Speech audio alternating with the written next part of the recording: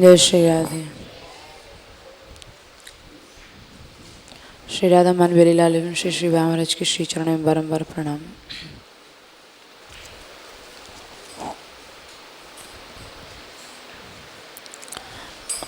साधक के लक्ष्य के विषय में श्री रूप गोस्वामी जी का भाव कल से प्रारंभ हुआ है। अन्याभिलाषिता शून्यम ज्ञान कर्माद्यनावृतम आनुकूल्येन कृष्णानुशीलनम भक्ति रुच्यते। अन्य अभिलाषाओं से जब शून्य जीव हो जाता है तब भक्ति की शुरुआत होती है। श्री गीता जी, श्री भागवत, हमारे जो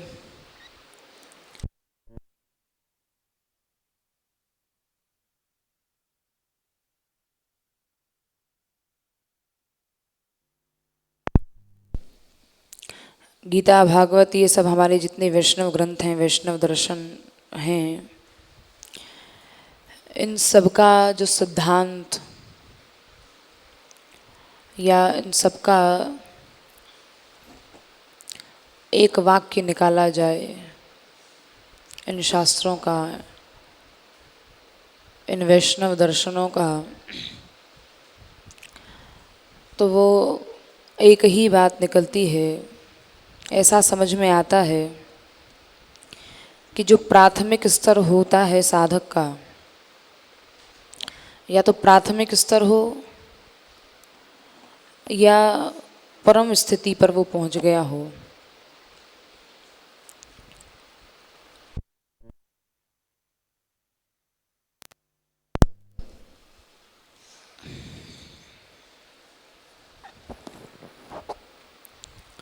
प्राथमिक अथवा प्रथम परम चरम स्थिति पर पहुंचने के बाद भी, परम स्थिति का तात्पर्य अपनी सिद्धावस्था में पहुंच गया।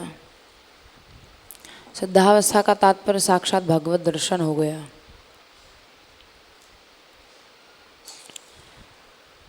दोनों स्थितियों को, चाहे वो भी प्राथमिक उसका स्तर है साधक का अथवा परम स्थिति पर वो पहुंच चुका है, परम चरम स्थिति अवस्था हो गई है, लेकिन किसी विशेष महापुरुष, यही समझ में आता है कि किसी विशिष्ट महापुरुष का अनुगत्य या किन्हीं विशिष्ट महज्जन की शरणागति, चाहे अभी प्राथमिक अवस्था है साधक की अथवा सिद्ध अवस्था हो चुकी है, परम चरम अवस्था हो चुकी है, दोनों स्थितियों में किन्हीं विशेष महापुरुष का अनुगत्य, यानी उनका अनुगत्य का तात्पर्य उनका मार्गदर्शन, दोनों स्थितियों में परम आवश्यक है। श्री भागवत गीता जी इन सबका एक सिद्धांत यही कहता है कि साधक स्वतंत्र आचरण और स्वतंत्र साधन ना करे, किसी महापुरुष के अनुगत्य में रहे, विशिष्ट महापुरुष। तो ये समस्त शास्त्रों का जो सिद्धांत निचोड़ हम सबके सामने श्रीमद् गीता जी के रूप में और श्री भागवत जी के रूप में है, और भागवत और गीता जी का भी एक स्वरूप निकाला जाए तो वो यही है, क्योंकि विशिष्ट महापुरुष के अनुगत्य के बिना इस मार्ग पर चलना कठिन है। क्योंकि देखो, जो माया का वेग है, माया के जो बालक हैं, राग, द्वेष, मात्सर्य, काम, क्रोध, लोभ, ये माया का वेग, ऐसे मायक विकारों के अनंत वेग आते हैं, मायक विकारों के ऐसे भीषण वेग होते हैं कि संत जन इस पर उदाहरण देते हैं कि जैसे एक अच्छे विचारक, किन्हीं संत ने ये उदाहरण देकर इस बात को समझाया है। जैसे भौतिक जगत में भौतिक युद्ध होता है, कोई देश किसी देश से लड़ रहा है तो उस समय में उस समय में जब भौतिक युद्ध होता है तो भौतिक युद्ध में क्या होता है, एक देश ज़्यादा शक्तिशाली होगा, उसके पास भी सेना होगी, दूसरे पास भी सेना होगी, और दोनों के बीच में लाखों योद्धा लड़ते हैं।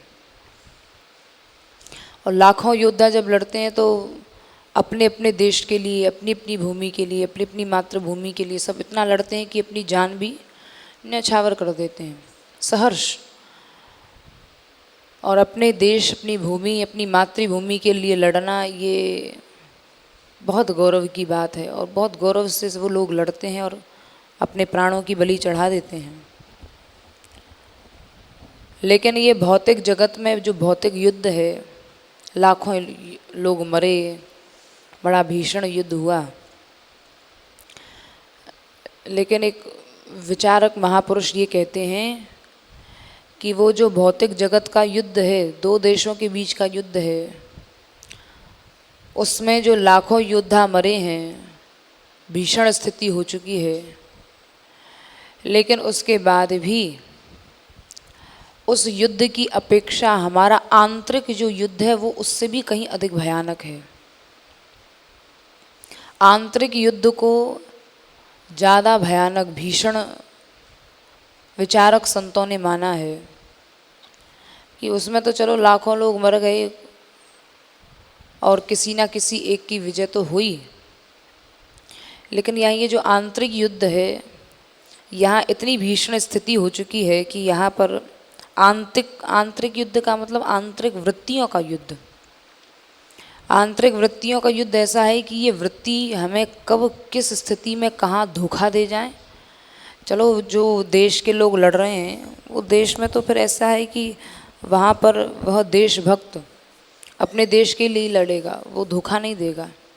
लेकिन यहाँ तो हमारी वृत्तियाँ हमें ही धोखा दे जाती हैं। जैसे कहते हैं ना, घर का भेदी, यदि घर का भेदी किसी से मिल जाए तो फिर उसके नाश को कोई रोक नहीं सकता है। तो हमारी जो आंतरिक मन की वृत्तियाँ ही हमारे घर के भेदी हैं, हमारे पक्ष में तो कभी नहीं होती, हमारे विपक्ष में ज़्यादा चलती हैं। ये हमारे अपने का मुखौटा पहने बैठी हैं, लेकिन ये हमारी हैं नहीं। इसलिए विचारक महापुरुषों ने इस बात को कहा है कि बाह्य युद्ध से अधिक हमारी आंतरिक वृत्तियों का जो युद्ध चलता है ये उससे भी ज़्यादा भीषण है, उससे भी ज़्यादा भयानक है। इसको विचारक संतों ने इस प्रकार माना है क्योंकि ये जो माया का वेग है, ये मायिक विकार, ये मायिक विकार कैसे हैं? बोले मायिक विकार ऐसे हैं कि इस समय में जब कोई साधक साधना करने चलता है तो अनेक प्रकार के विकार उसके सामने आते हैं। उसकी स्थिति ऐसे होती है, कोई पहाड़ पे चढ़ जाए और पहाड़ पे चढ़ने के बाद भयंकर तूफान, भयंकर झंझावात आए, और उस भयंकर तूफान में ऐसा तूफान होता है कि अगर कोई सहारा ना मिले तो आदमी कहाँ उड़ जाए पता नहीं चले। जैसे कल बहुत तेज़ आंधी आई थी और उसमें कोई मंदिर की शिखर पर चढ़ा हो तो आदमी छत से भी गिर सकता है। उतना वेग होता है वायु का कि उस वेग के सामने अगर उसको कोई खंबे का आश्रय ना मिले, किसी दीवार का आश्रय ना मिले, भूमि का आश्रय ना मिले, तो पता नहीं चलेगा बेचारा कहाँ उड़ के कहाँ गिर जाएगा, क्या स्थिति होगी उसकी। तो ये मायिक विकारों का, माया के जो मायिक विकार हैं, इनका इतना भयंकर झंझावात है, ऐसा भयंकर झंझावात कि इसका ये आंधी का वेग जो है रोक नहीं पाता है। ये इतने विकार जो हैं, ये जो आंतरिक वृत्तियां हैं, ये जो माया के परिवार के साथ राग द्वेष कलह काम क्रोध, ये हमारे शास्त्र कह रहे हैं, ये राग द्वेष कलह काम क्रोध आदि की जो वृत्तियां हैं, इनके साथ जो आंतरिक युद्ध है, भौतिक युद्ध की अपेक्षा ये बहुत अधिक प्रबल है। तो इन पर विजय प्राप्त करने के लिए जो वो खंबा कह लो या वो क्या आश्रय है, इनके ऊपर क्या कैसे विजय प्राप्त की जाए। कोई कहेगा हम तो बहुत शक्तिशाली हैं, हम तो विजय प्राप्त कर लेंगे, लेकिन शक्तिशाली तो हैं, वो जो भुजाओं का बल है या जो शरीर का बल है वो यहाँ काम नहीं करेगा, क्योंकि ये कोई दिख थोड़ी रहे हैं, किसी मनुष्य के रूप में थोड़ी दिख रहे हैं आंतरिक विकार। ये तो कहाँ किस स्थिति में किस जीव को गिरा दें। तो मन में प्रश्न होता है कि ये इन पे विजय कैसे प्राप्त हो, इनको वो खंबा क्या मिले, वो आश्रय क्या मिले, वो सहारा क्या मिले। तो इस सहारे के विषय में श्री रघुनाथ दास गोस्वामी पाद ने इस मन का जो आंतरिक स्वरूप है और ये मन की जो वृत्तियां हैं, इनसे युद्ध लड़ने के लिए अथवा अपने मन को सशक्त करने के लिए श्री रघुनाथ दास गोस्वामी पाद का एक बड़ा ही सुंदर ग्रंथ है मनः शिक्षा। इसमें 11 श्लोकों में अपने मन की वृत्तियों को पहचानना और उनके ऊपर विजय प्राप्त करने का इतने सुंदर ये 11 श्लोकों में भाव कहे हैं। एक एक श्लोक नहीं, एक एक मंत्र है। और इस मंत्र में श्री रघुनाथ दास गोस्वामी पाद ने बहुत सुंदर इस मन की स्थिति के विषय में मनः शिक्षा में कहते हैं। सब महापुरुष जनों ने अपने अपने भाव ये मन के विषय पर जो कहे हैं, जैसे रूप गोस्वामी पाद ने ग्रंथ है उपदेशामृत, उपदेशामृत का बड़ा, जिसमें 11 श्लोकों में उपदेश दिया गया है। तो रूप गोस्वामी पाद का जो उपदेशामृत ग्रंथ है ये मनः शिक्षा है। तो एक जगह ये मनः शिक्षा में श्री रघुनाथ दास गोस्वामी पाद ने कहा है कि देखो, निर्मल जो साधु प्रेम है, संतों का जो प्रेम है, मन को मजबूत करने का बहुत ही सुंदर, उसका ग्रंथ का नाम ही मनः शिक्षा है। मन को शिक्षा, मन का क्या आश्रय हो सकता है या मन को कैसे मजबूत किया जा सकता है। जैसे किसी पहलवान के पास कोई कमज़ोर आदमी है, दुबला पतला है, हड्डी सा है, और इतना दुबला पतला है कि कोई भी आते जाते मार जाए तो एक थप्पड़ में धराशायी हो जाए, एक झापड़ में। अब वो आदमी सोचेगा भाई मेरी दुर्बलता का, मेरा भी मनुष्य शरीर है, मेरा भी सब कुछ है, लेकिन मेरी दुर्बलता का लोग, मैं शरीर से दुर्बल हूँ तो उसका लोग दुरुपयोग करते हैं, कोई भी मार देता है। तो उसको शक्तिशाली बनने के लिए क्या करना पड़ेगा? बोले मुझे भी शक्तिशाली बनना जिससे मेरे बल से लोग डरें। तो जाएगा किसी पहलवान के पास, पहलवान जी से पूछेगा, पहलवान जी आपकी क्या सुबह से शाम तक क्या खाते हैं आप हमें जो खाते हैं हमें भी बताइए, हम भी थोड़े से पहलवान, थोड़ी शक्ति तो आए, नहीं तो कोई भी हमें मार देता है, हम कुछ कह ही नहीं पाते शरीर के दौर्बल्य के कारण। तो पहलवान जी फिर बताएंगे, सुबह सुबह उठते ही और बादाम घोट के पिया करो, दूध का सेवन किया करो, शक्तिशाली वस्तुओं का सेवन किया करो, 2-4 दंड पीला करो, तो थोड़ी शक्ति आएगी शरीर में।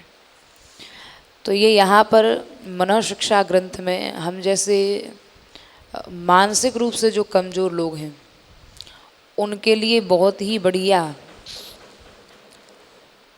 शक्तिशाली होने के जो उपाय हैं, उन उपायों को यहाँ इन 11 श्लोकों में मनः शिक्षा में पठनीय ग्रंथ है, पढ़ने योग्य है। पढ़ने योग्य नहीं, जीवन में उतारने योग्य है, क्रियान्वित करने योग्य है।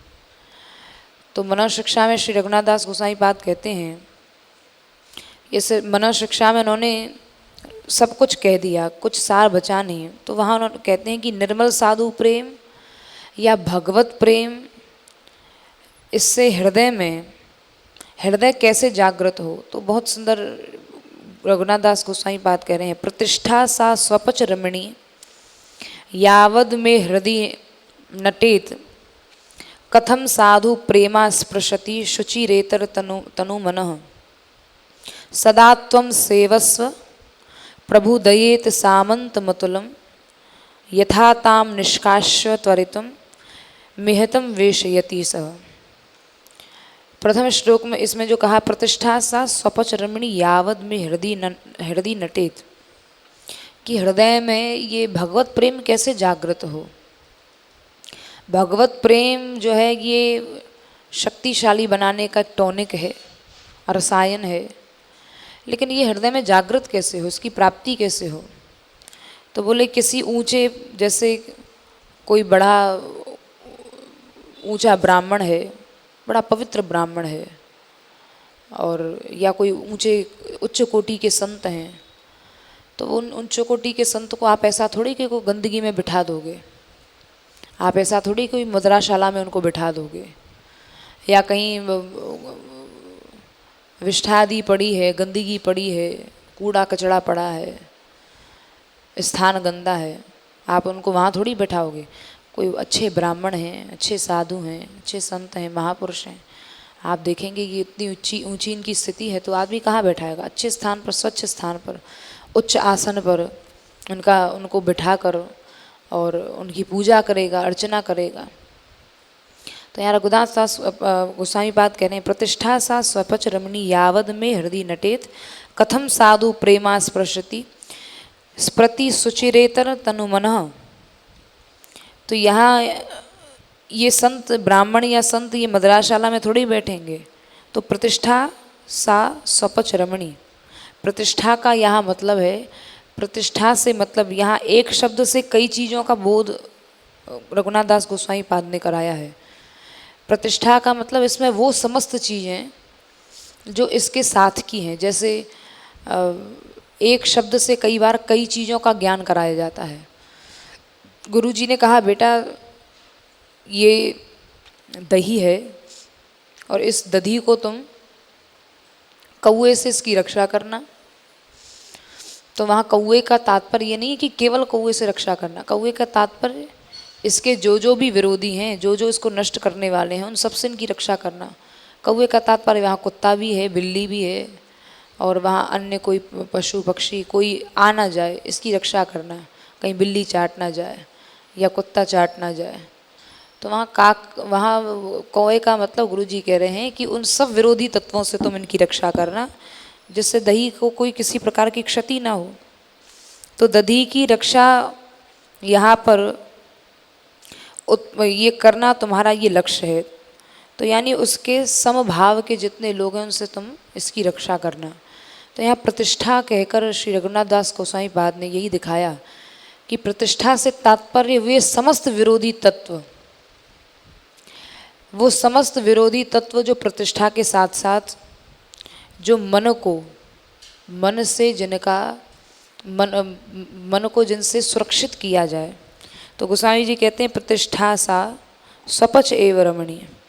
जब तक ये प्रतिष्ठा की आशा, सम्मान की अपेक्षा, सम्मान की कामना और मन में बनी रहेगी, प्रतिष्ठा हमारी बनी रहे, हमारी प्रतिष्ठा कम ना हो, हमारा वर्चस्व बना रहे, हमें लोग सदा पूछते रहें, चाहे हम बूढ़े हो जाएं, चाहे हमारी कोई स्थिति हो जाए।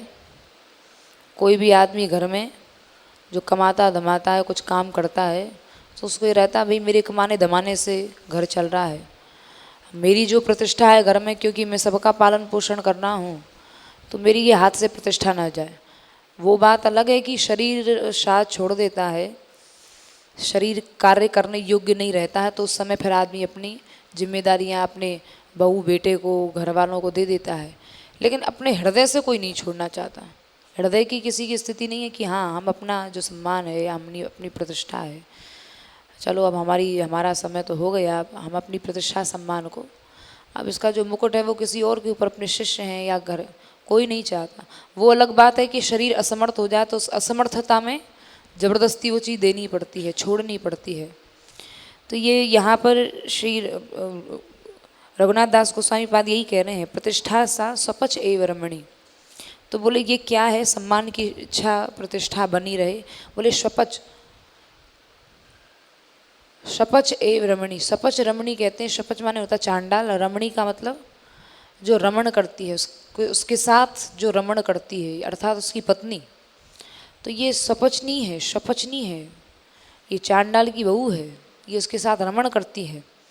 तो स्वपच कहते हैं चांडाल को, अर्थात ये चांडालनी है। बोले जब तक चांडाली हृदय में उद्दाम गति से नृत्य कर रही है, रघुनाथ दास जी कह रहे हैं, ये जब तक उद्दाम गति से नृत्य करती रहेगी, प्रतिष्ठा सा स्वपच रमणी है। और स्वपच रमणी कहकर यहाँ पर यावत में हृदय नटेत, मेरे हृदय में नटका सा खेल कर रही है। और ऐसा नटका खेल कर रही है जैसे नट अपना खेल दिखाकर, अपनी कलाओं को दिखाकर आकर्षित कर लेता है। तो नट की भांति खेल कर रही है ये प्रतिष्ठा स्वपच रमणी।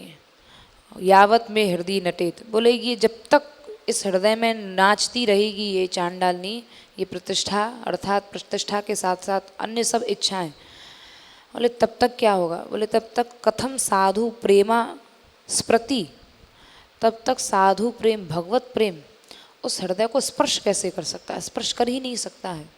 कथम कैसे करेगा, साधु प्रेमा स्मृति शुचिरेतर मनु तनु मनः, तो उस गंदे हृदय को कैसे स्पर्श करेगा, ये अपने मन को शिक्षा दे रहे हैं रघुनाथ दास गोसाई पाद। अपने मन को तात्पर्य, अपने मन का तात्पर्य हम सबके मन को, बोले इस मन को सशक्त बनाने का जो उपाय है, सशक्त बना रहे हैं, सशक्त बनाने का उपाय बता रहे हैं। बोले जब तक ये चीज़ रहेगी तब तक वह प्रतिष्ठा जब तक रहेगी तब तक ये स्वपचनी, ये चांडालनी आपके हृदय पर कब्जा करके रखेगी, मन पर।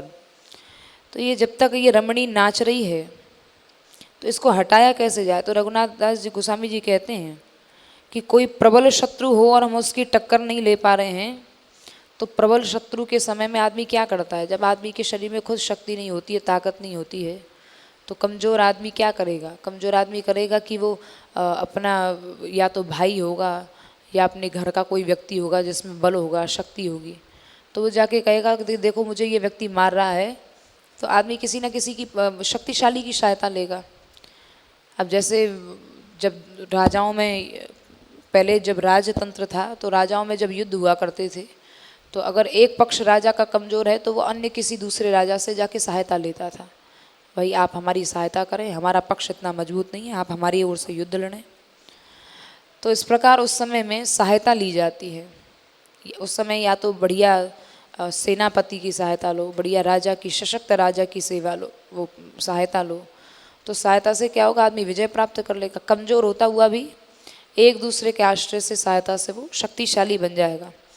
तो वो यही रघुनाथ दास गोसाई पाद कह रहे हैं कि उस समय किसी प्रबल सशक्त सेनापति का आश्रय ले लो, तो वह जब सेनापति सहायता करेगा तो अपने आप हम विजय प्राप्त कर लेंगे।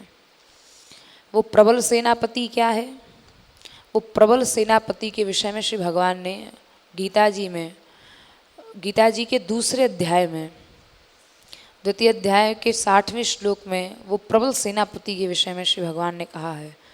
वो प्रबल सेनापति स्वयं भगवान कहते हैं यहाँ पर, यततो यपि कौन्तेय पुरुषस्य विपश्चित इंद्रियाणि प्रमाथीनि हरन्ति प्रशमं मनः।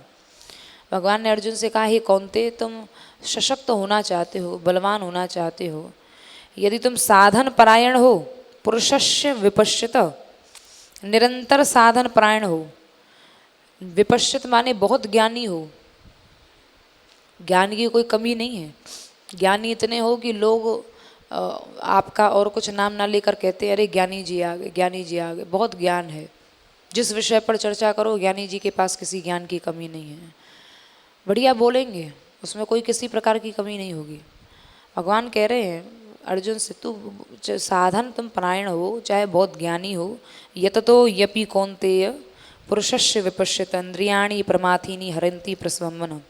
खूब समझदार हो, खूब साधक का ज्ञान है, लेकिन इंद्रियाणि प्रमाथीनि हरन्ति प्रशमं मनः, लेकिन ये इंद्रियां इतनी बलवान हैं कि ज्ञानी जी को ज्ञान तो खूब है, बोलने की बढ़िया हमें कला है, बोलने में किसी प्रकार की कमी नहीं, खूब वैयाकरणी है, खूब व्याकरण की शैली से बोल रहे हैं, खूब शास्त्रों का ज्ञान है, लेकिन जहाँ सामने विषय आए, विषय को देखते ही इंद्रियाणि प्रमाथीनि हरन्ति प्रशमं मनः। भगवान कह रहे हैं कि इंद्रियां इतनी बलवान हैं कि साधन परायण होने के बाद भी बलात् विषयों को देखकर फिसली जाती हैं। भले ही कहने को हम ज्ञानी जी हैं, भले ही कहने को हम बहुत बड़े कोई धुरंधर हैं अपने आप में तो हैं ही, हर व्यक्ति अपने आप में कोई अपने आप को कम ज्ञानी समझता है, कहेगा कि अरे तुम क्या हमें समझा रहे हो, तुम जो समझा रहे हो वो हमें पहले से ही पता है, तुम हमें समझाओ कि 4 दिन के आए हो, अभी तुम्हें 4 दिन इस स्थान पर रहते हुए नहीं हुए और हमें ये सिखाने लगे। ठीक है, ज्ञान है खूब, इसमें कोई कमी नहीं है, लेकिन भगवान कह रहे हैं इंद्रियाणी प्रमाथनी हरंती प्रसवम मन हरंती प्रसवम। बोले हरंती उसके मन को ऐसे बलात् हर लेती हैं कि तुमको, हम ज्ञानी जी होते हुए भी हमें पता नहीं पड़ेगा कि हमारी कब चोरी होगी। भगवान कह रहे हैं तुम भले ही ऊपर से कितने भी ज्ञानी बने रह जाओ, तुम्हारी चोरी तो पीछे से हो गई। तुमने बढ़िया गेट लगा रखा है बाहर से, खूब ताला ठोक रखा है, लेकिन चोरी तो पीछे से हो गई। आपका वो गेट क्या काम करेगा? वो दरवाज़ा क्या दिखाने के लिए? अब उस दरवाजे का क्या लाभ? पीछे से तो घर खुला था और घर खुले में चोर ले गए सब कुछ चोर के। अब हम बने घूम रहे हैं ज्ञानी जी हैं, ज्ञानी जी हैं, लेकिन ज्ञानी जी को पता नहीं कि पीछे से सारा माल चोरी हो गया। तो भगवान कह रहे हैं कि ये स्थिति है कि जो हम लोगों की स्थिति ना कमज़ोर स्थिति बन चुकी है। ऊपर ऊपर से बढ़िया, जरूरी नहीं है कि मोटा ताज़ा आदमी बहुत शक्तिशाली हो। आदमी का जितना स्थूल शरीर होता है ना उतनी उसमें शक्ति कम होती है। वो दिखावे में लगता है अरे भाई मोटा है, ताज़ा है, ये बढ़िया है, इसमें बहुत शक्ति होगी। प्रायः देखा ऐसा जाता है जो कमज़ोर लोग होते हैं उनमें ज़्यादा शक्ति होती है, क्योंकि स्थूलता के कारण वो शक्ति रह ही नहीं पाती है। स्थूल व्यक्ति तो थोड़ी देर चढ़ते ही हाँफ जाएगा, और जो कमज़ोर व्यक्ति होगा, जो जिसका पतला शरीर होगा, वो 1 मिनट में कहाँ से कहाँ पहुँच जाएगा पता नहीं। तो हम लोग जो मोटे बने हुए हैं ना, वो स्थूल मोटे बने हुए हैं। वहाँ शक्ति का कोई कार्य नहीं है, वहाँ मन हमारा कितना सशक्त है वो हमें पता नहीं है। ऊपर से बहुत हम अपने आप को शक्तिशाली दिखा रहे हैं या बड़े संयमी अपने आप को दिखा रहे हैं। तो भगवान कह रहे हैं पुरुषस्य विपश्चित, तुम निरंतर साधन परायण हो। विपश्चित माने खूब ज्ञानी हो, समझदार हो, लेकिन इंद्रियाँ इतनी बलवान है कि साधन परायण होने के बाद भी बलात् उसके मन को अपनी ओर जब खींच लेती हैं, अर्थात उस मन को आकृष्ट जब कर लेती हैं। आकृष्ट करने के मतलब उसका जो स्खलन हो जाता है, और उस समय स्खलन के समय में, उसके पतन के समय में, तो जब उसकी स्थिति क्या होती है? बोले बेचारा वो पढ़ा लिखा, बोले एक स्थिति है, एक व्यक्ति बहुत पढ़ा लिखा है लेकिन उसका स्खलन हो गया, और एक बेचारा है जो पढ़ा लिखा नहीं है, कोई विशेष ज्ञान नहीं है, लेकिन उस बेचारा पढ़ा लिखा नहीं लेकिन शास्त्र ज्ञान भी नहीं है, जो बेचारा प्राथमिक अवस्था का है। अब बताओ, जिसकी खूब भगवान कह रहे हैं पुरुषस्य विपश्चित, ज्ञानी की जब ये स्थिति हो रही है, तो जो बेचारा अनपढ़ है, जो बेचारा अभी प्राथमिक स्तर पर ही है। प्राथमिक स्तर का मतलब अभी चढ़ने लगा है। प्राथमिक स्तर कहेंगे जैसे एक बालक है जो अभी अभी चलना सीख रहा है। अब वो बेचारा अभी अभी चलने वाला बालक अब कोई मैराथन रेस करे और उसकी कैसे बराबरी कर सकता है? अभी चलने वाला बालक तो 10 बार गिरेगा भी, 10 बार उठेगा भी, और फिर से चलने का प्रयास करेगा। अभी तो वो प्रयासरत है। और जो मैराथन रेस करने वाला, उसकी बात अलग है। वो तो कितनी कितनी दौड़ जीतता है, उसको तो कितने, उसके लिए कितने अवार्ड मिले हैं, कितने उसको पुरस्कार मिले हैं उस दौड़ के लिए। अब वो बेचारा कहाँ उसकी स्थिति? अब भगवान कह रहे हैं कि एक स्थिति तो है जहाँ बहुत ज्ञान है, ज्ञान की किसी बात की कमी नहीं है, और एक बेचारा जो पढ़ा लिखा भी नहीं है, वो मजबूर है, क्या करे? उसको ज्ञान तो हो नहीं सकता है, प्राथमिक इस अवस्था का है, वो क्या करे? तो उसके लिए कोई सहारा नहीं है। तो भगवान यहाँ इस द्वितीय अध्याय में इसी श्लोक के बाद दूसरे श्लोक में कहते हैं उसके लिए भी रास्ता बताया है। तानी सर्वाणी संयम्य युक्त आसीत मत परः वशे ही तस्य इंद्रियाणि तस्य प्रज्ञा प्रतिष्ठिता। तो वशे ही यहाँ पर इस श्लोक में जो तानी सर्वाणी संयम्य युक्त आसीत मत परः, यहाँ गीता जी के श्लोक में बहुत से आचार्यों ने इस श्लोक के भाव लिखे। बहुत दिव्य श्लोक है कि जिस समय में बेचारा वो असहाय है, असहाय का मतलब यहाँ कोई वो असहाय नहीं कि उसने बैसाखी ले रखी हाथ में। असहाय का तात्पर्य वो बेचारा पढ़ा लिखा भी नहीं है, उसको ज्ञान भी नहीं है विशेष, और उस समय में क्या किया जाए, उसके लिए क्या बल है। तो जैसे कमज़ोर आदमी को सेनापति का आश्रय लेना चाहिए, तो उसके आश्रय से वो जीत लेगा। तो यहाँ भगवान इस श्लोक में सेनापति के विषय में बता रहे हैं। बोले उस कमज़ोर को सेनापति का आश्रय लेना चाहिए। और वो सेनापति कौन है? यहाँ मधुसूदन सरस्वती जी ने इस श्लोक की जो व्याख्या की है, बहुत से आचार्यों ने इस श्लोक में, जो इस श्लोक में मतपरः शब्द है, वशे तानी सर्वाणी संयम्य युक्तासीत मतपरः, इस मतपरः शब्द पर विशेष योग जोड़ दिया है। तो ये मतपरह क्या बताता है? मतपरह का तात्पर्य, यहाँ पर मतपरह शब्द आचार्य ने बहुत जोर से और बहुत जोर देकर कहा है।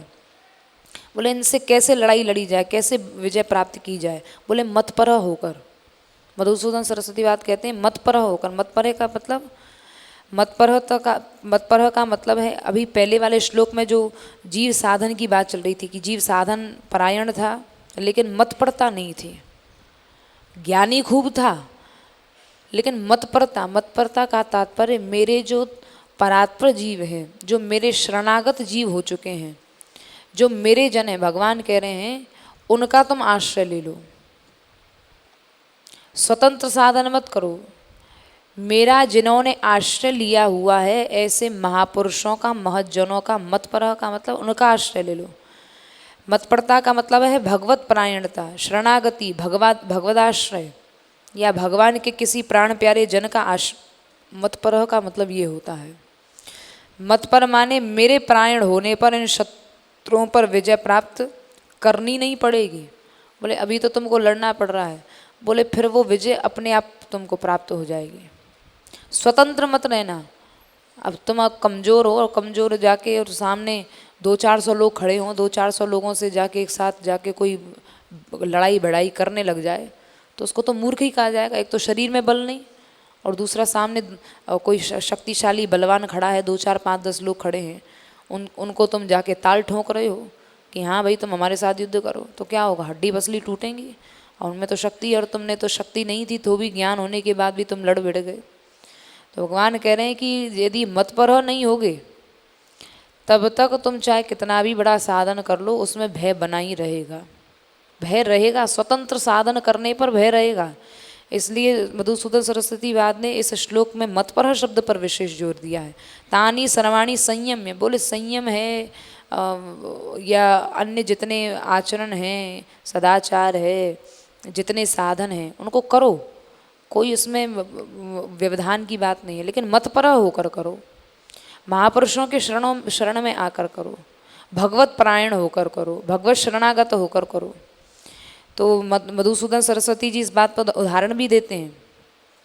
कोई कमज़ोर व्यक्ति, दुर्बल व्यक्ति, उसका संबंध किसी विशिष्ट व्यक्ति से जैसे हो जाता है, कई बार ऐसा देखा जाता है कि कोई धन में भी कोई विशेष धनिक भी नहीं है, रूप में भी कोई ज़्यादा नहीं है, शरीर में भी कमज़ोर है, जिसको लोग बात बात पे फटकार देते हैं, लेकिन कोई ऐसा विधान बना, ऐसा कोई योग बना कि उसकी मान लो किसी कारणवश मुख्यमंत्री से पहचान हो जाए अथवा प्रधानमंत्री से हो जाए, किसी विशिष्ट व्यक्ति से हो जाए, तो गांव में जिसको चलते फिरते लोग कभी मार भी देते थे, कभी कुछ बोल भी देते थे, तो अब वो कुछ नहीं बोलेंगे। अब क्या कहेंगे? भैया इसका बड़े आदमी से पहचान हो गई है, अब इस आदमी से टक्कर मत लो, बात मत करो, नहीं तो ये ऊपर जाके शिकायत कर दे, हमें जेल वेल में बंद करवा दे। तो उसमें तो कोई शक्ति नहीं है, उसके शरीर की शक्ति से वो नहीं रखे, उसके शरीर की शक्ति को देखकर उनको भय नहीं हुआ। किसी विशिष्ट पुरुष के संग के कारण, विशिष्ट पुरुष के परिचय के कारण अब उसको किसी को बोलने की इच्छा नहीं हो रही है। अब उसको चोर बदमाश भी कुछ नहीं बोलेंगे कि इसको पता चल जाए कि हम चोरी बदमाशी करते हैं या हमने इसके साथ ऐसा किया, तो ये जाके ऊपर शिकायत कर देगा, जेल में बंद करवा देगा। तो वहाँ पर उसको जो शक्ति है, वो शक्ति का आश्रय विशिष्ट पुरुषों का मिला। अब वो ना वहाँ पर विशिष्ट पुरुष भी नहीं है, कोई नहीं है, शक्ति भी नहीं दिखाई दे रही है, लेकिन एक भय बन गया उस चीज़ का। तो मधुसूदन सरस्वती बात कह रहे हैं कि यहाँ जो भगवान ने कहा मतपरह, वो मतपरह ही वो विशिष्ट पुरुषों का संग है। अब उसके कारण चाहे आप अनपढ़ हो, चाहे साधक की प्राथमिक अवस्था है, चाहे माया के मायक विकार खूब आपके ऊपर कब्जा कर रहे हैं, धावा बोल रहे हैं, लेकिन उनको भय बना रहेगा। यदि अकेले चलोगे तो कहीं कुट पिट जाओगे, धराशायी कर दिए जाओगे, लेकिन विशिष्ट पुरुषों का संग लेकर चलोगे। तो कितना सुंदर उदाहरण से इस बात को समझाया है। तानी सर्वाणी संयम्य युक्त आसीद मत परवशयी तस्येन्द्रियाणि तस्य प्रज्ञा प्रतिष्ठिता।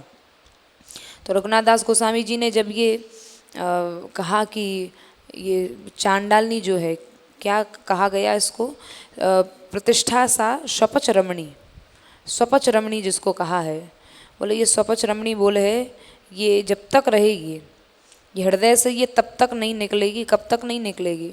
इस श्लोक में मन शिक्षा में श्री रघुनाथ दास गोसाई पाद कह रहे हैं, ये तब तक नहीं निकलेगी यथा ताम निष्कास्य त्वरित निहितम वेशयति स। यथा अर्थात ताम, जब तक इसको निकालेंगे नहीं। कौन? निष्कास्य त्वरित निहितम वेशयति स, जब तक इस चांडालनी को वो महज्जन निकालेंगे नहीं तब तक ये निकलेगी नहीं। ये इतनी आसानी से निकलने वाली नहीं। इसको तो बढ़िया स्थान में लग गया। बढ़िया आदमी को जगन निकलने के बाद, आदमी मिलने के बाद निकलना कहाँ चाहता है? कोई नहीं निकलना चाहता।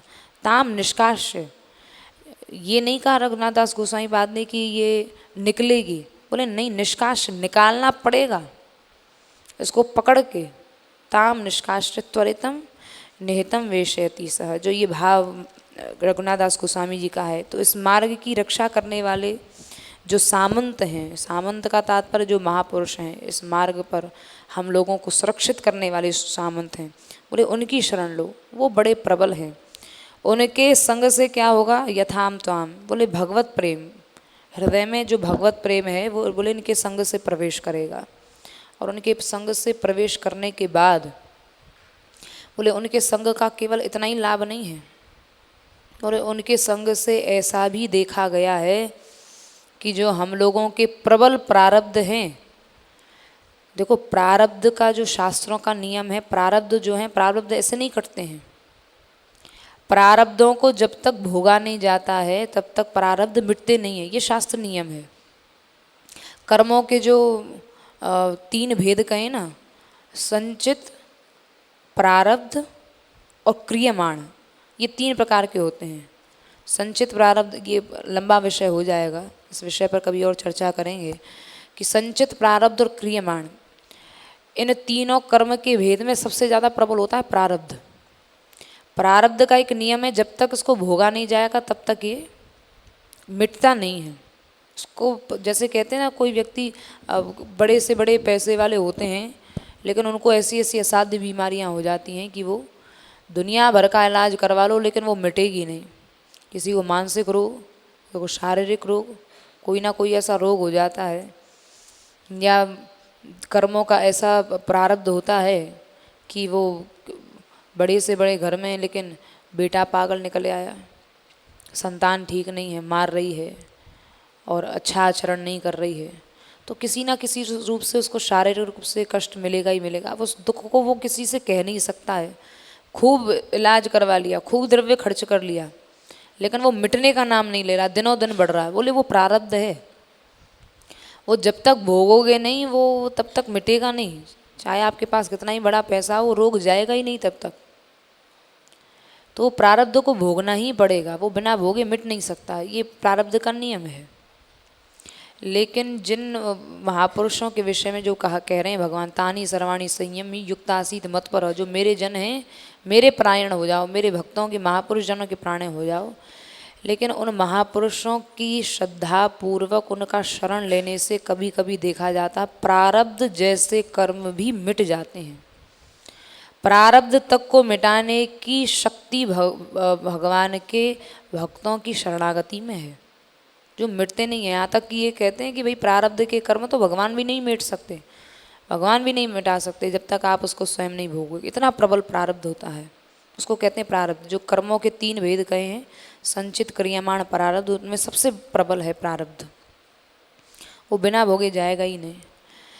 तो लेकिन अब जब इतना ये सहज मार्ग इन महापुरुष जनों ने बताया है कि जब तक इनका शरण नहीं लोगे, मन शिक्षा के एक एक श्लोक सदैव स्मरण रखने योग्य हैं, सदैव स्मरण। उपदेशामृत में जो रूप गोस्वामी पाद ने कहे हैं, तो इन भावों से ही पता चलता है। अभी हम लोग अगर प्रसंग ये चलता रहा तो प्रारब्ध के ऊपर भी हम लोग चर्चा करेंगे। प्रारब्ध कैसे बनते हैं, क्या प्रारब्ध का स्वरूप होता है, और क्यों ये इतने प्रबल बन जाते हैं कि ये फिर मिट नहीं सकते हैं, क्यों इनको भोगना पड़ता है। तो संचित, क्रियमाण और प्रारब्ध, ये कह रहे हैं रघुनाथ दास गोसाई पाद कि जब तक ये चांडालनी हृदय से निकलेगी नहीं, प्रतिष्ठा रूपी, प्रतिष्ठा का तात्पर्य ये हमारे माया के मायक विकार हैं। प्रतिष्ठा आ रही है, कभी राग द्वेष आ रहा है, कभी कलह आ रहा है, कभी कामक क्रोध आ रहे हैं, बोले इन इन इन झंझावात, बोले ये इनको झंझावात कहा है, ये विशेष झंझावात हैं। जब इनका वेग आता है तो अच्छा से अच्छा ज्ञानी भी पता नहीं पड़ता कहाँ उड़ जाए। तो उस समय बड़ा से बड़ा ज्ञानी हो, बड़ा से बड़ा साधक हो, उस समय मैं भी उस स्थिति में पहुंचने के बाद समर्थ महापुरुषों का किसी न किसी की शरण चाहिए, आनुगत्य चाहिए ही चाहिए। बिना उस आनुगत्य के, चाहे आप प्राथमिक अवस्था पर साधक है, चाहे परम चरम स्थिति पर साधक पहुंच चुका है, दोनों सब स्थितियों में भगवत भक्तों की, महापुरुष जनों की, समर्थ गुरुजनों की आवश्यकता अनिवार्य है, अनिवार्य। इसको ये नहीं कहा कि कर लो, ठीक है, मिल जाए तो कर लेना, नहीं तो मत करना, ऐसा नहीं है। अनिवार्य कहा है, बिना इसके काम चलेगा नहीं। थोड़ी दूर जाने पर ही कहाँ स्खलन हो जाएगा आदमी को खुद नहीं पता पड़ेगा। तो महापुरुष जन जो हैं वो हमारे जीवन का दर्पण है, जो हमें स्वयं हमारी स्थिति हमें दिखाते रहते हैं, सावधान करते रहते हैं। तो इसलिए इन महापुरुषों का सानिध्य मत पर ये जो गीता जी का जो भाव है, जो श्री भगवान ने कहा है, मेरे परायण हो जाओ, तो मेरे परायण होने के बाद ये जितने भी मायक विकार हैं इन सब पर तुम विजय प्राप्त कर लोगे। तो ये साधक के ये साधन संबंधी बात ये सुननी परम आवश्यक है, जिससे साधन के मार्ग पर हम लोग सावधानी पूर्वक, अत्यंत सावधानी पूर्वक चल सकें। और इनका स्मरण या इनके विषय में हम लोगों ने चिंतन करना छोड़ा तो स्खलन की स्थिति बनी रहेगी, बार बार गिरना बना ही रहेगा। चलो गिर गए कोई बात नहीं, फिर से स्मरण किया जाए, फिर से महापुरुषों की स्वतंत्र साधन का कभी विचार न किया जाए कि हम तो एकांत में ही साधन करेंगे, हम तो एकांत में बैठ के, अब हमें तो साक्षात भगवत दर्शन होने लगा, साक्षात चिंतन होने लगा, अब हमें क्या ज़रूरत किसी के सत्संग में बैठने की या उनके पास बैठने की। अरे जितनी देर बैठेंगे उससे बढ़िया यहाँ चिंतन कर लें। अब वहाँ उस स्थिति में जब इतना विश्वास हो गया, अब वहाँ विश्वास होने के बाद कब स्खलन हो गया पता ही नहीं चला। अरे कम से कम उसी जगह उतनी देर सत्संग में बैठे होते तो जहाँ गिरने वाले थे, क्या पता सत्संग में कोई ऐसी बात होती कि वहाँ तुरंत मन सावधान हो जाता। और उतनी देर उस ना बैठने का इतना बड़ा जो नुकसान है, वो हानि है, वो हानि छोटी मोटी नहीं। अब धनवन की हानि हो तो आदमी उसकी भरपूरी कर ले, अब जब आदमी का खुद ही पतन हो गया फिर उसकी कैसे भरपाई होगी। तो इसलिए ये श्लोक नहीं, ये एक एक मंत्र हैं, एक एक मंत्र ऐसे हैं जो भवसागर पार करने वाले। मनोशिक्षा में, उपदेशामृत में, श्री गीता जी में, भागवत में जो कहा गया है, विचारक महापुरुष यही कहते हैं, समस्त ग्रंथों का एक ही निष्कर्ष है, इन सब का एक ही मंतव्य है, किसी भी स्थिति भी पहुंचने के बाद महापुरुषजनों का अनुगत्य कभी मत छोड़ना। तो यह भाव साधक के जीवन के लक्ष्य का जो भाव चल रहा है, जो रूप गोस्वामी जी ने कहा है, अन्याभिलाषिता शून्यम ज्ञान कर्माद्यनाव्रतम आनुकूल्यन कृष्णानुशीलनम भक्ति रुच्यते। भक्ति का प्रारंभ ही यहीं से होता है, अन्याभिलाषिता शून्यम, अन्य सभी अभिलाषाओं से शून्य हो जाए। वो शून्य कब होगी हृदय की स्थिति अन्य अभिलाषाओं से? बोले वो शून्यता तभी आएगी जब मत पर मेरे परायण, भगवान कह रहे हैं मेरे परायण हो जाओ, तब होगी। ज्ञानी बन गए, पुरुषस्य विपश्यता, खूब ज्ञान हो गया जो भगवान कह रहे हैं, उससे नहीं ये शून्यता आएगी। उससे तो उस ज्ञान का तो अभिमान बढ़ता जाएगा। फिर तो ज्ञानी जी हो गए तो हम सोचेंगे खूब ज्ञान हो गया, अब शास्त्रार्थ भी किया जाए, किसको पराजित किया जाए, अपने हमें कितना ज्ञान है। अब ज्ञान जब हो जाए तो अब वो पचेगा थोड़ी, जब तक वो दिखा नहीं दिया जाएगा कि हम इतने ज्ञानी हो गए। वो तो कोई हजारों में, लाखों में कोई एक होते हैं जो ज्ञान का लक्ष्य, जिनका भगवत प्राप्ति है, ना कि उसका प्रदर्शन। हम जैसे को ज्ञान हो जाएगा तो हम लोगों का लक्ष्य तो केवल प्रदर्शन ही रहेगा। तो उस स्थिति में भी अत्यंत ज्ञान के बाद भी तो अन्याभिलाषिता शून्यम ज्ञान कर्माद्यनाव्रतम आनुकूल्यन कृष्णानुशीलन भक्ति रुच्यते। उनकी अनुकूलता में ही अपना अनुकूलता मिला ली जाए, यही भक्ति रुच्यते, यही भक्ति की सीढ़ी है, यही भक्ति की परंपरा है। तो जो श्लोक का भाव चल रहा है, साधक जीवन का लक्ष्य, ये समस्त बातें महापुरुषजनों की हम सब साधकों के लिए कही जा रही हैं, हम लोगों के लिए ही सब इशारे किए जा रहे हैं, हम लोगों को ही सावधान किया जा रहा है।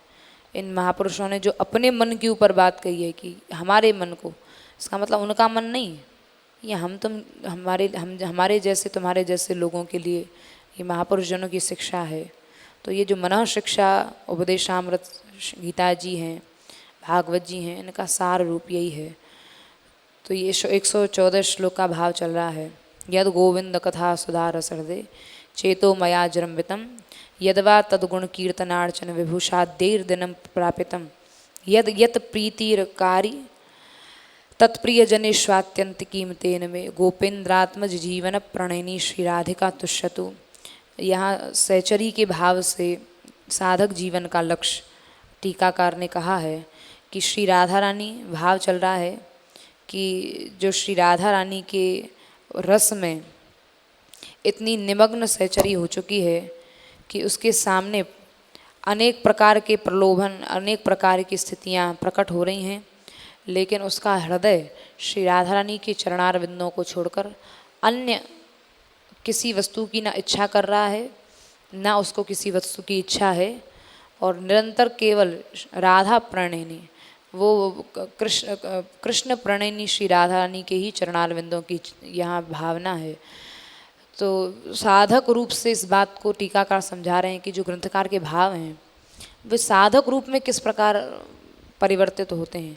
चलो यहाँ तो सहचरी का भाव है, तो सहचरी की स्थिति तो अभी प्राप्त हुई नहीं, अभी तो सब साधक श्रेणी में है, तो उनके लिए बात ये कैसे समझ में आए।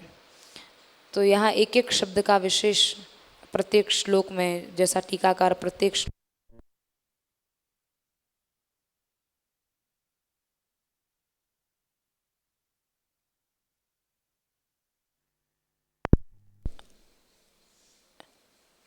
राधा रस हृद जिनको कहा गया है वो कैसी हृदनी है। यहाँ रस हृदय का तात्पर्य, यहाँ कोई किसी फल का रस नहीं है, बोले ये रस है, रस का हृदय है। यद यद गोविंद कथा सुधा रस हृदय, यहाँ हृदय से क्या तात्पर्य है। हृदय का, जैसे हृदय मतलब होता है जो बहुत गहरा सरोवर हो, जिसमें हृदय हृदनियाँ हो, कि प्रिया जी को तो उस हृदय में निकलने के लिए मुझे उस हृदय में गोता लगाना होता है। श्री राधा रानी उस रस के हृदय में डूब चुकी हैं, तो अब वे श्री राधा हैं कहाँ, इसलिए इस सहचरी को भी श्री राधा रानी को ढूंढने के लिए गोता लगाना पड़ रहा है। अब यहाँ रस हृदय क्या है, बोले यहाँ रस हृदय है गोविंद की चर्चा ही यहाँ रस का हृदय है, और उसमें श्री राधा रानी गोता लगा रही हैं। तो यहाँ ये कथा शब्द, गोविंद कथा, यहाँ कथा का क्या तात्पर्य है, कथा शब्द को यहाँ कह रहे हैं ये परिहासादिक बोधक, यहाँ इसको लिया गया है कि वो परिहास का तात्पर्य यह है कि ये कथा ही, जिस कथा का गान यह सहचरी कर रही है, ये कथा ही सुधा रस है। जैसे रसमय ददध्य शर, इन भावों में जो कहा गया है, कथा में ऐसा रस है कि जिसमें देह में जीवात्मा, जैसे पता नहीं चलता है कि देह में जीवात्मा कहाँ है। अब कोई, सबके अंदर जीवात्मा है, आत्मा जिसको कहते हैं, तो जो जीवात्मा है वो हम सब के अंदर है। अगर कोई व्यक्ति कहे भाई तुम अपनी जीवात्मा निकाल के दिखाओ, तो कोई दिखा सकता है क्या? वो अपनी जीवात्मा को, हालांकि है वो अंदर ही, लेकिन उसको कोई निकाल के नहीं दिखा सकता, उसको कोई प्रकट करके नहीं दिखा सकता, वो अदृश्य है। लेकिन उसके बिना भी काम नहीं चल सकता, जीवात्मा के बिना। तो वैसे ही यहाँ श्री प्रिया जी जो रस हृदय के विषय में यहाँ सहचरी कह रही है, ये कथा में, ये गोविंद की कथा में भी उसी प्रकार रस है जैसे देह में जीवात्मा रहता है, उसको अलग नहीं किया जा सकता, वो अनुभव का विषय है। आत्मा को हम देख नहीं सकते, वो हमारे अनुभव का विषय है, उनको हम अनुभव कर सकते हैं, उसको हम इन चर्म चक्षु से देख थोड़ी सकते हैं। कोई कहे हमने तो इन्हीं आँखों से आत्मा को देख लिया, तो ये कैसे संभव है? संभव ही नहीं है, कोई स्थूल शरीर थोड़ी है। उसको ही कहे कि उसके तो हमने आँख भी देखी, नाक भी देखी, कान भी देखी, हाथ पैर देखे, तो ये सर्वथा मिथ्या बात है, ये मिथ्या भाषण है, ऐसा हो ही नहीं सकता है। इसका मतलब आपने जीवात्मा नहीं, कोई भूत प्रेत को देख लिया होगा।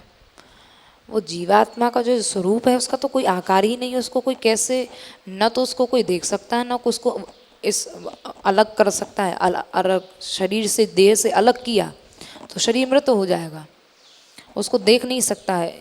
वैसी इस कथा में जो रस है वो देह में जीवात्मा की तरह है।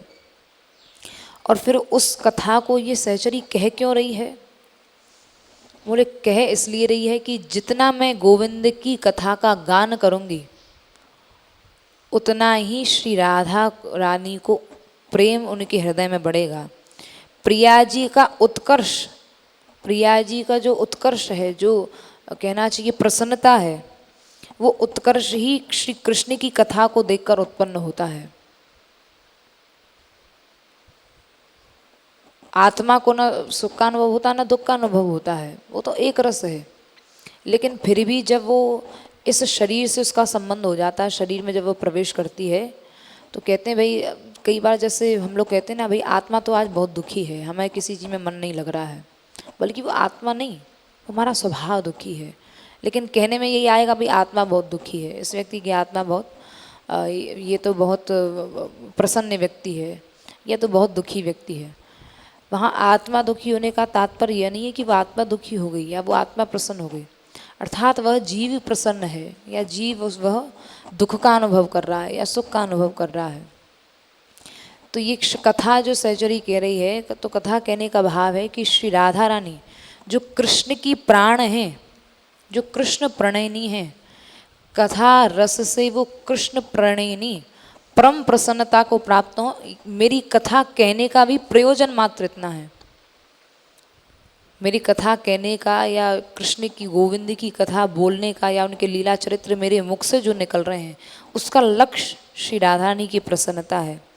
इसलिए यहाँ पर कथा न केवल मुझे किंतु उन श्याम सुंदर को भी और उन श्री राधा रानी को भी, अर्थात हम तीनों को इस कथा में इतना प्रभाव है, इस लीला गायन में इतना प्रभाव है कि केवल ऐसा ही नहीं है कि इस कथा के सुनने से केवल राधा रानी या केवल मैं सखी या केवल श्याम सुंदर, बोले नहीं, बल्कि तीनों ही इस कथा रस के पान से, तीनों ही इस रस के हृदय में हम तीनों ही गोता लगा रहे हैं, हृदय में ये रस के हृदय में गिरा देती है।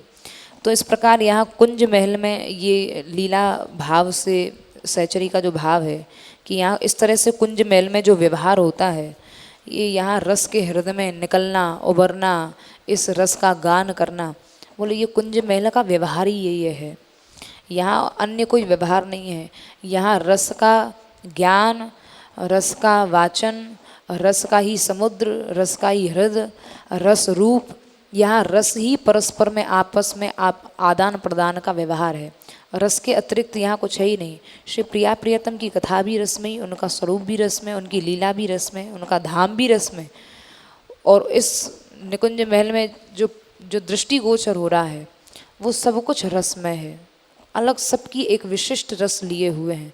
तो जहाँ रस के ही आदान प्रदान का व्यवहार होता है, ऐसे इस रस रूपी समुद्र में सहचरी कह रही है मैंने अपना चित्त लगाया हुआ है।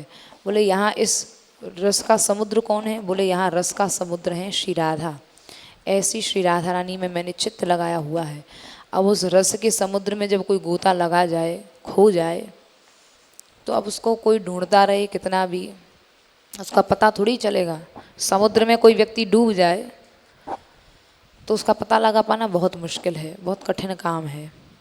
वो भी तब पता चलेगा कि हाँ भाई ये इस स्थान पर डूबा है, तो अगर यही पता नहीं है कि वो किस स्थान पर डूबा है तो कुछ नहीं पता लगा जा सकता।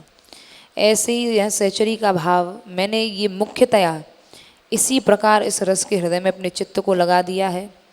अन्यत्र तो गुण कीर्तन अर्चन और विभूषा, जो अन्य मेरा दिन बीता है वो श्री अर्चन में, विभूषा में दिन बिताया है, लेकिन यहाँ गुण कीर्तन का अर्थ है स्तुति या हास परिहास।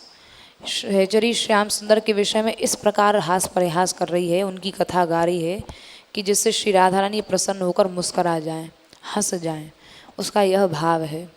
तो इस प्रकार यहाँ पर जैसे लोक जगत में लौकिक दृष्टांत दिया जाता है ना, कि जैसे भली स्त्रियाँ जो होती हैं वो अपने पति की सेवा में लगी रहती हैं। जो पतिव्रता स्त्री होगी उसको पति के अलावा वो घर की, पूरे घर की सबकी सेवा करेगी। लेकिन पति की विशेष रूप से सेवा करेगी। उसका पति के प्रति जो समर्पण होगा वो सबके प्रति थोड़ा ही होगा। अपने पति के प्रति जो भाव होगा वो सेवा सबकी करेगी। सती स्त्री सबकी सेवा करती है, लेकिन पति की विशेष रूप से सेवा होगी। तो यहाँ पर ये जो लोक में उदाहरण दिया जाता है, तो उसी प्रकार यहाँ नित्य और नैमित्तिक जो सेवा है, दास धर्म के नियमों का जो पालन है, जैसे सती स्त्री का धर्म है कि वो अपने पति की सेवा करे, वैसे ही दास का धर्म है कि वो अपने स्वामी की सेवा करे। इसी ये सहचरी भी जो दास से भाव को लिए हुए है, अब इसका प्रथम कर्तव्य है वो सेवा सबकी करेगी। वो श्याम सुंदर का यश का भी गुणगान कर रही है, वो अन्य सभी काम करती हुई दिखाई दे रही है। पतिव्रता स्त्री जैसे घर में सब कुछ करते हुए भी वो अपने पति का ही उसको चिंतन रहता है। तो यहाँ पतिव्रता जो उदाहरण दिया जा रहा है पतिव्रता स्त्री का, उसका कारण यही है कि यहाँ ये सहचरी सब काम करते हुए दिखाई दे रही है। मुख से गुणगान ऐसा लग रहा है कृष्ण का कर रही है, लेकिन चिंतन पतिव्रता स्त्री की तरह, जैसे पतिव्रता का चिंतन पति की तरफ ही होता है, वैसे ही अनन्य आश्रय को ग्रहण करते हुए चित्त का विषय श्री राधा रानी ही बनी हुई हैं। ऐसी श्री राधा रानी सदैव मेरे ध्यान का विषय बनी रहें, और इसके अतिरिक्त मेरी कोई इच्छा नहीं है, कोई कामना नहीं है। यही मेरा लक्ष्य है और यही मेरे लक्ष्य प्राप्ति की इच्छा है। यही मेरी साधन है, यही मेरी साध्य है, यही मेरा लक्ष्य है, यही मेरा भजन है। और इसके अतिरिक्त ना मेरा चित्त कहीं जाता है, ना अंतःकरण कहीं जाता है। यह सहचरी का जो साधक का लक्ष्य क्या होना चाहिए, कैसा साधक का लक्ष्य दृढ़ होना चाहिए, ये हम लोग अभी और इस विषय को कुछ दिन और सुनेंगे। जय Shri Radhe.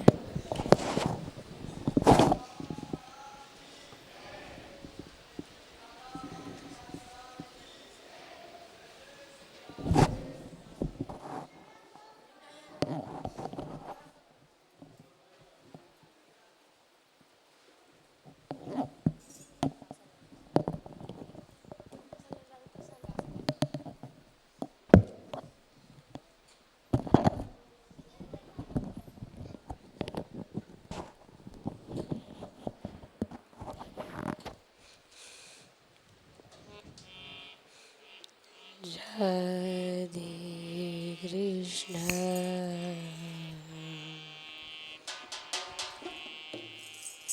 Radhe Krishna Krishna Krishna Radhe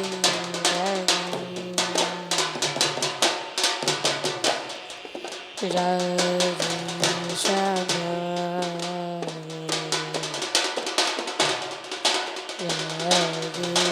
Shyama Radhe Shyama Shyama Shyama Radhe Radhe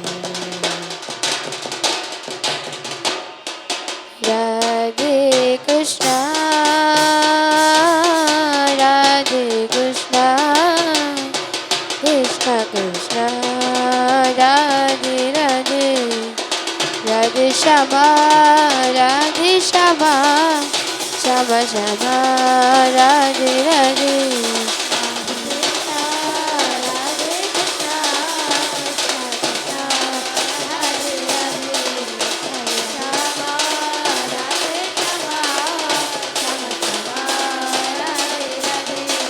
Radhe Krishna Radhe Krishna Krishna Krishna Radhe Radhe Shyama Radhe Shyama Shyama Shyama Radhe Radhe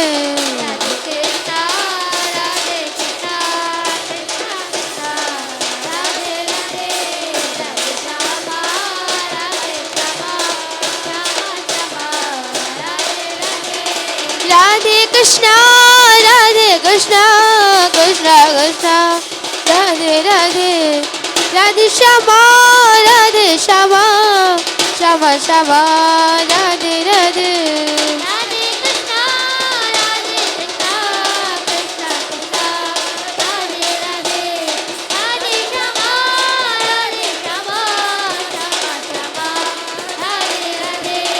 Radhe Krishna, Radhe Krishna, Krishna Krishna, Radhe Radhe, Radhe Shama, Radhe Shama, Shama Shama, Radhe Radhe, Radhe Krishna, Radhe Krishna, Krishna Krishna, Radhe Radhe, Radhe Shama, Radhe Shama, Shama Shama, Radhe Radhe, Radhe Krishna, Radhe Krishna, Krishna Krishna, Radhe Radhe, Radhe Shama, Radhe Shama, Shama Shama, Radhe Radhe,